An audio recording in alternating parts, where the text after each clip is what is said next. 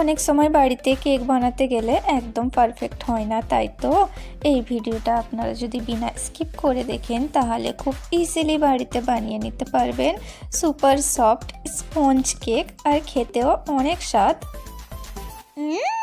Yummy. প্রথমে আমি দুটো ডিম নিয়ে নিচ্ছি। ডিমের যে হলুদ অংশ এবং সাদা অংশ দুটোই আলাদা রেখেছি। প্রথমে সাদা অংশটা দিয়ে দিলাম, তারপরে হলুদ অংশটা সাইড করে রাখছি, এইটা পরে লাগবে। হ্যান্ড উইক্স স্কিপ করে আমি ডাল ঘুর্ণি দিয়ে বানিয়ে নিচ্ছি, কারণ অনেকের কাছে হ্যান্ড উইক্সটা থাকে না, আর ডাল ঘুর্ণি দিয়ে অনেকটাই ইজি হয়ে যায় কেকের ফর্ম বানানোর জন্য। ডিমটা যেন ফ্রিজে না থাকে, ফ্রিজে যদি থাকে তাহলে কেক বানানোর আগে 2 ঘন্টা আগে মিনিমাম বার করে রেখে দিবেন। আর যদি ডিমটা ঠান্ডা হয় তাহলে কেকের যে ডিমের যে ফর্মটা সেইটা হবে না। ডিমটা আমি 1 মিনিটের মতো ফেটে নিয়েছি, তারপর দিয়ে দিলাম চিনি। আমি যেহেতু 1 কাপ ময়দার সাথে 1 কাপ চিনি দিচ্ছি, আপনারা চাইলে একটু মিষ্টি কম বেশি করে নিতে পারেন। মিনিমাম 6 থেকে 7 মিনিট ফেটে নিয়েছি ডাল ঘুর্ণি দিয়ে। কতটা ক্রিমি হয়েছে আপনারা হয়তো স্কিনে দেখে বুঝতে পাচ্ছেন। এই সময় ডিমের যে কুসুমটাও দিয়ে দিচ্ছি। ডিমের কুসুমটা প্রথমে দিয়ে দিলে তাহলে এত সুন্দর যে ফর্মটা তৈরি হয় না। ডিমের কুসুমটা দেওয়ার পরে 1 মিনিটের মতো আবার ফেটে নিচ্ছি।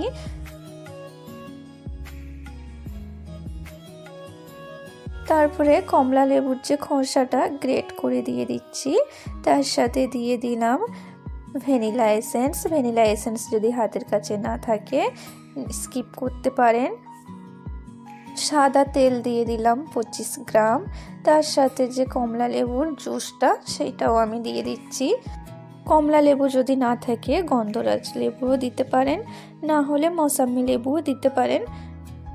তারপর আরেক দিকে আমি ময়দা নিয়ে নিলাম 1 কাপ। ময়দাটা মিনিমাম 125 গ্রাম আছে।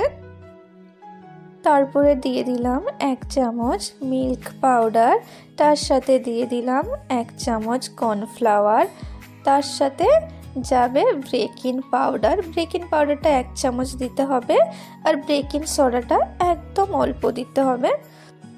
দিয়ে শুকনো উপকরণ চেলে নিয়েছি। অবশ্যই এটা চেলে নিতে হবে, না হয় কেকে বানানোর সময় কেকেতে একটা লাম্পস থেকে যায়, তাতে করে কেকটা ভালো হয় না এবং ফুলেও না। অবশ্যই চেলে নিতে হবে।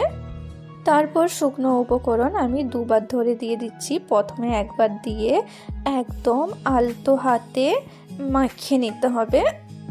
যে কোনো 1 সাইড দিয়ে করে নিতে হবে। যদি 2 সাইড করা হয় তাহলে কেকটা হওয়ার সময় উপরের দিকে ফেটে যাবে, তাই জন্য একদম আলতো হাতে সাইড করে আস্তে আস্তে করে করতে হবে। যে কোনো 1 সাইডই করতে হবে, দুদিকে করলে হবে না। বাকি বেঁচে থাকা শুকনো উপকরণ ওইটাও দিয়ে দিচ্ছি। দিয়ে আবার আলতো হাতে মাখিয়ে নিতে হবে। একসাথে একদম জোরে করতে যাবেন না, তাহলে ডিমের যে ফর্মটা তৈরি হয়েছে ওইটা ফেটে যাবে, তার পরিবর্তে কেকটা ফুলবে না। ঘনত্ব মিডিয়ামই থাকবে। আরেক দিকে যে মোল্ডে কেক বেক করব তাতে তেল ব্রাশ করে নিচ্ছি। সাদা তেল দিবেন, এতে করে গন্ধটা আসে না। তোলাতে দিয়ে দিচ্ছি হোয়াইট পেপার, আপনারা চাইলে বাটার পেপারও দিতে পারেন।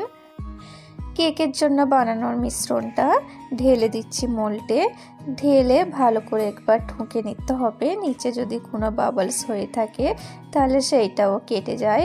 তার সাথে একটা ছোট চামচ নিয়ে সাইডে কোনো যদি লাম্পস হয়ে থাকে সেইটাও কেটে যায়। তার জন্য অবশ্যই এই টিপসটা করতেই হবে। আরেকদিকে হাঁড়িটা ভালো করে গরম করে 2 থেকে 3 মিনিটের মতো, তারপর সাদা কাগজ তার উপরে স্ট্যান্ড দিয়ে কেকটা বসিয়ে দিলাম। এই সময় গ্যাসের ফ্লেম থাকবে একদম লো হিটে।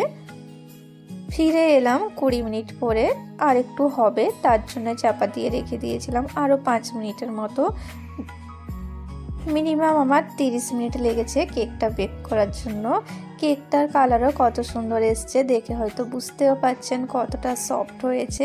এইভাবে যদি আপনারা প্রত্যেকটা টিপস ফলো করেন তাহলে আপনারা খুব ইজিলি বাড়িতে বানিয়ে নিতে পারবেন। আজকের ভিডিও এখানেই শেষ করলাম, আবার আসবো অন্য ভিডিও।